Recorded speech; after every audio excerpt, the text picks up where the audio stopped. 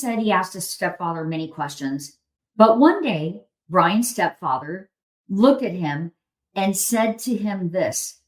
His tongue actually turned into a weapon.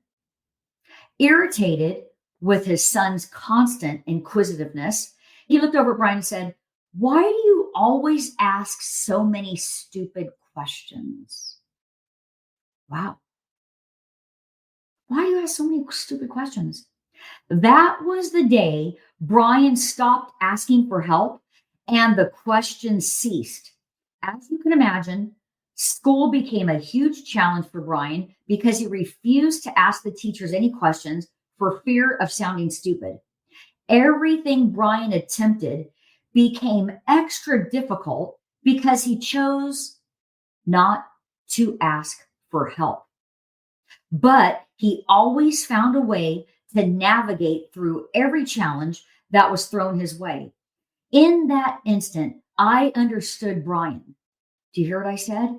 In that instant, I understood Brian. I believe this is what makes me an effective leader to leaders because I understand. I have natural understanding, right? In the natural and supernatural understanding.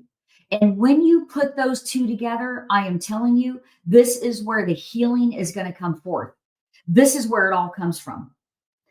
Brian attempted everything, everything he attempted in his life. He did it on his own. Why? Because a word was a weapon. And as a young boy, he was completely knocked off course. It is literally the scripture of James 3 that I started this podcast with, right? The tongue is a weapon and it steers the course of one's life.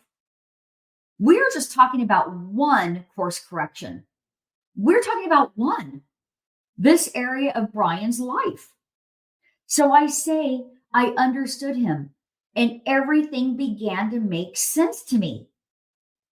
We are more accepting of one another when God unfolds events that have shaped our character. I literally just said a mouthful.